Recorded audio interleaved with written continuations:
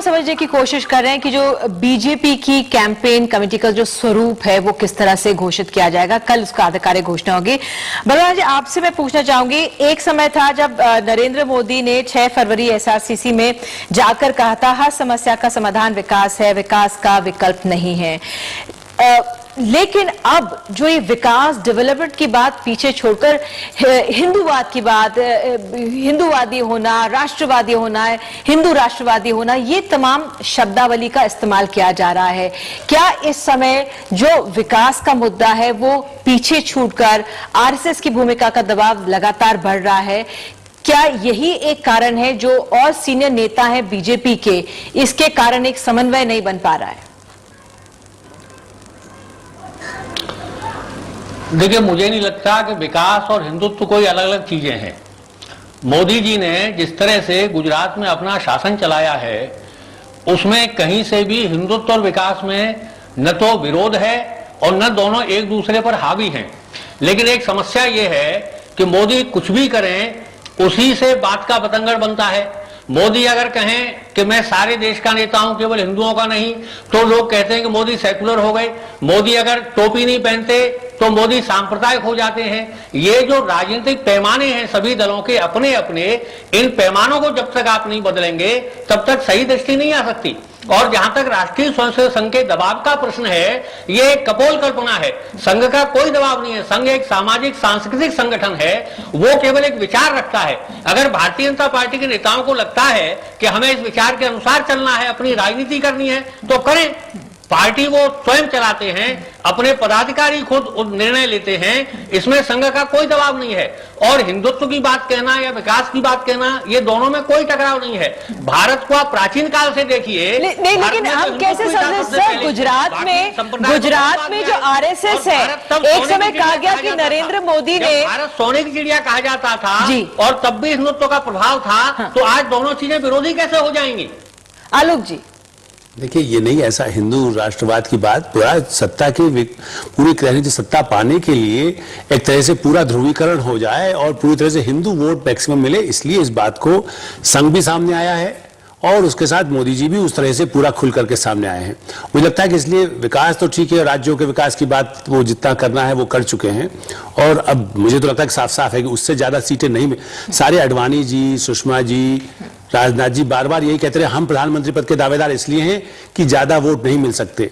संघ ने कहा कि नहीं, आप हिंदुओं को किसी भी कीमत पर यदि सारा वोट का यदि इकट्ठा एक तरफ मिल जाएगा तो आप सत्ता में आ सकते हैं। तो अब सत्ता के लिए संघ के फार्मूले के आधार पर ये पूरी तरह से एक तरफा लाने की कोशिश हो रही है। लेकिन आपको याद होगा कि जो गुजरात में आरएसएस को एक तरह से बिल्कुल समाप्त, हावी नहीं होने दिया नरेंद्र मोदी ने, इस समय क्यों आरएसएस का जिस तरह से कहा जा रहा है कि वो हावी हो रहा है उन पे? देखिए, गुजरात में जो भी हुआ हो, बात इस वक्त गुजरात की नहीं है, बात इस वक्त पूरे हिंदुस्तान की है, स्ट्रैटेजी की हिंदुस्तान की है। बात यह है कि बीजेपी का जो सेंटर है वो वीक है इस वक्त। बीजेपी में अटल बिहारी वाजपेयी फेड अवे हो गए हैं, अडवाणी जी अब उनका कार्यकाल लगभग समाप्ति हो गया है, हालांकि वो काफी रेलेवेंट रहने की उनकी होप अभी तक है, लेकिन हाँ, तो जो सेंटर है वो वीक हो गया है। उसको सेंटर को स्ट्रांग करने के लिए उनको एक हिंदुत्ववादी नेता चाहिए। मोहन भागवत ने बिल्कुल क्लियर ये बात मेरठ में कही आरएसएस के फंक्शन में, पिछले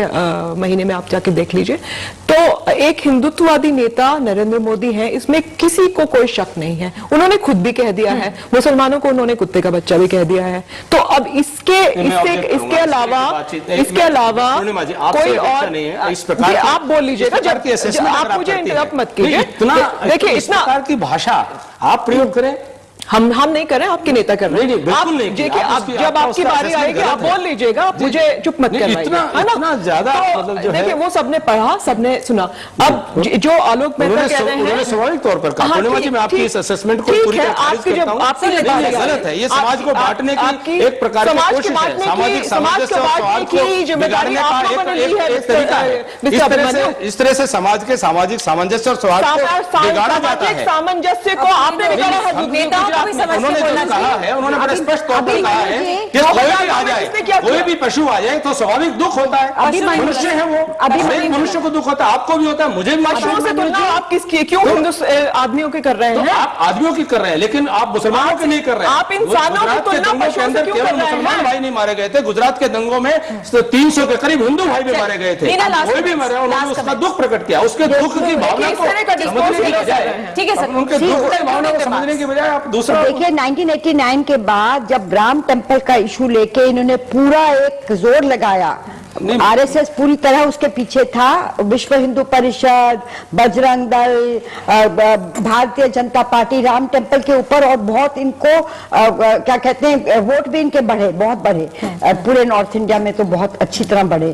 तो वो आज ये 2014 का कंक्लूडिंग जो है, जी जी 2014 का इनका दूसरा अब एफर्ट है कि हिंदुत्व के नाम पे, इसीलिए बिल्कुल मीना जी, मैं इससे सहमत नहीं हूं। भारतीय जनता पार्टी ने इस अपने पॉलिटिकल कैंपेन की थीम को बड़ा स्पष्ट करके रखा है कि सुशासन और विकास आप मेरी जो हमने बात एनडीए के शासनकाल में दिया, यूपीए के शासन भ्रष्टाचार महंगाई के खिलाफ हमारा सुशासन और हमारा विकास हमने गुजरात में भी दिया है, मध्य प्रदेश, छत्तीसगढ़, अन्य राज्यों में भी दिया है। उसी को लेकर के हम देश की जनता के बीच में जा रहे हैं। कैप्टन, देखिए, मेरा ख्याल है और लोग भी यदि बात यदि रखें तो जिस तरह से कुछ चीजों को यदि स्वीकार किया जा रहा है, और या तो आप ये कहिए कि वो पार्टी में बिल्कुल ऐसा नहीं है, पार्टी में बाकायदा है, और उसको गौरव के साथ जब आप हिंदू राष्ट्र की बात करते हैं, हिंदुओं की बात करते हैं, तो उसमें आपको छुपाने की बात क्या है? फिर उसके लिए नकाब की जरूरत नहीं है। देख लेने के लिए कहा जा रहा है। नरेंद्र मोदी सेकंड राम जन्मभूमि लेके आ रहे हैं, हिंदू हिंदी हिंदुस्तान, वो मुसलमानों को गाली दी जा रही है खुलेआम, ये एक बिल्कुल ध्रुवीकरण हो रहा है। हमारे लिए हिंदू और मुसलमान देश का नागरिक सब एक है। आप सब लोग आए, आपका बहुत बहुत शुक्रिया। और देखना यही होगा कि कल आधिकारिक तौर पर पार्लियामेंट्री बोर्ड की बैठक में जो आज फैसले लिए गए हैं वो क्या हमारे सामने लाते हैं। लेकिन चुनौती जिस तरह से बड़े नेताओं को एक साथ एक पटल पर लाने की, वो अभी भी बीजेपी के लिए बनी हुई है। तो फिलहाल बड़ी खबर में बहस के इस सेगमेंट में इतना ही, और ब्रेक के बाद तुरंत हाजिर होंगे अपने जमाने के सुपरस्टार